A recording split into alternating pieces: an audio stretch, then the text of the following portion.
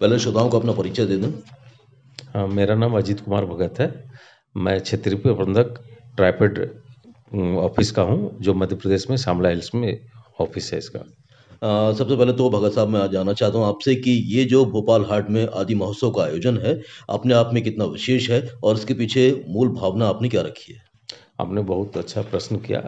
ये आदि महोत्सव जो हर साल ऑर्गेनाइज किया जाता है और दिसंबर में ही होता है भोपाल हाट में। इसका मेन मकसद ये है कि आदिवासियों को डायरेक्ट रूप में फ़ायदा मिले, उनको मार्केटिंग प्लेटफॉर्म मिले। और उनको मार्केटिंग प्लेटफॉर्म देने का मतलब है कि वो उनकी आजीविका बढ़े, आय बढ़े और उनकी जो स्वप्न है वो पूरा हो। ये भारत सरकार जनजातीय मंत्रालय के अंतर्गत में आता है और इसके अंतर्गत में उनको हम निःशुल्क दुकान देते हैं, आने जाने का भाड़ा भी देते हैं, रहने की भी व्यवस्था करते हैं। और कभी बीमार भी पड़ गए तो उनकी हम इस पीरियड में उनकी स्वास्थ्य निरीक्षण करा करके उचित सेवा भी करवाते हैं। तो वाक़ई बहुत अच्छा मंच देने का प्रयास है ताकि हमारे आदिवासी भाइयों को जो लगातार कोशिश कर रहे हैं अपने मतलब अपने क्षेत्र के उत्पादों को आगे तक ले जाने के लिए उन्हें एक बेहतर मंच मिलेगा इससे। मैं जानना चाहता हूँ कि इस आदि महोत्सव में आपने तकरीबन कितने कलाकारों को बुलाया है, कितने शिल्पियों को बुलाया है, जो पूरे 10 दिन यहाँ पर अपने उत्पादों का प्रदर्शन भी करेंगे और विक्रय करेंगे? ये हमारे जो कलाकार आ रहे हैं, ये हमारे लगभग सभी राज्यों से आ रहे हैं। करीब 14 राज्यों से आ रहे हैं, जहाँ पर आदिवासी बेल्ट है और उनकी संस्कृति से जुड़ी हुई हुई जो वस्तुएं हैं, हस्तकला है, हस्तनिर्मित चीज़ें हैं, वो यहाँ पर मार्केटिंग की जाएगी।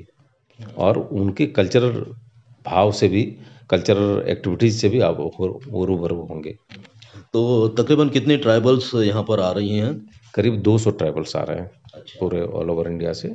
और उसमें मध्य प्रदेश के भी होंगे।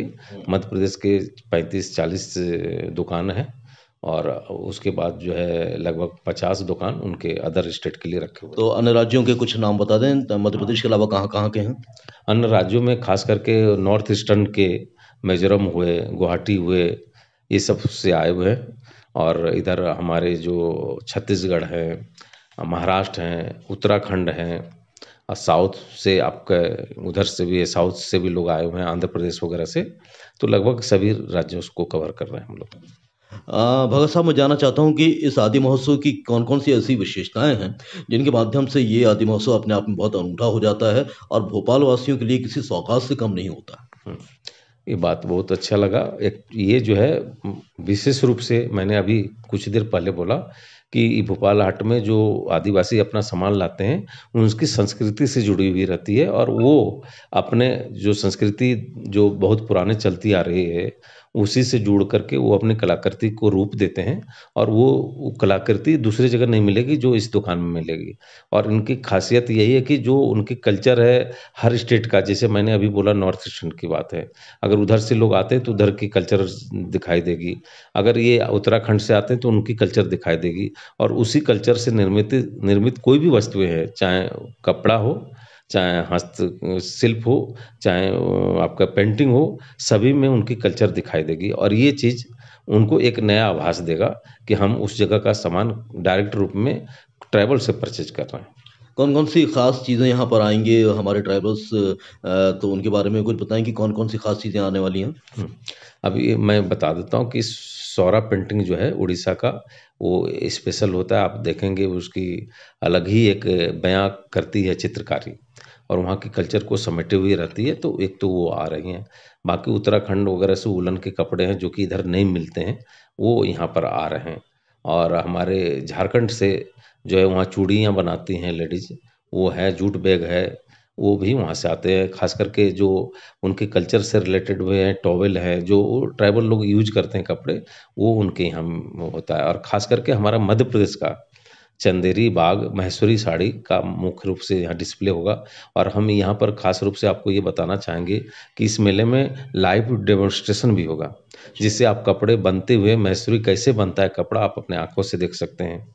उसके बाद आयरन क्राफ्ट का भी एक लाइव डेमोंस्ट्रेशन है, जो कि वो अपने सामने ही वो ट्राइबल आर्ट का सामान बनाता रहेगा, लोहे का आकार देगा, आपके लिए नया अनूठा चीज़ रहेगा, आप उसको देख सकते हैं। ये सारी चीज़ें इसमें कवर रहेगी। और इसके मतलब साथ-साथ हम लज़ीज़ व्यंजन भी जो जनजातीय लोग बनाते हैं, खासकर मध्य प्रदेश का, वो भी हम यहाँ पर 3 दुकान रखे हुए हैं। उस ललीज व्यंजन को भी आप यूज़ कर सकते हैं। मतलब विविधता लिए हुए एक संपूर्ण मेला यहाँ पर आपको नज़र आएगा, जो कि पूरे देश को रिप्रेज़ेंट करेगा, आदिवासी समुदाय को। मैं जानना चाहता हूँ आपसे भगत साहब कि ये मेला कितने दिनों का है? और इस मेले में आपने क्या कोई विशेष थीम पर आप काम कर रहे हैं? ये मेला हमारा जो है 20 से 30 दिसंबर तक रहेगा और सुबह 11 बजे खुलेगा और 9:30 बजे तक रहेगा। और इसका मेन थीम है कल्चरल, जो ट्राइबल कल्चर है, अन्य राज्यों विविध, आपको पता ही है कि विभिन्न जनजातियाँ भारतवर्ष में रहती है।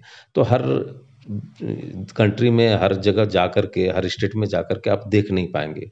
लेकिन यहाँ पर आप उनके कल्चर से रूबरू होंगे, उनसे बातचीत भी करेंगे, उनके कल्चर को रूबरू होते हुए जो नक्काशी या जो भी हैंडीक्राफ्ट लेकर के आए हैं, आप उनसे बातचीत करके उन कैसे बनाते हैं, कितने समय लगता है, इसके पीछे क्या कहानियाँ हैं, आप सारी चीज़ जान जाएँगे। तो इसमें एक ट्राइबल थीम को, माने अनेकता को एकता के रूप में बाँधने का हमने प्रयास किया है।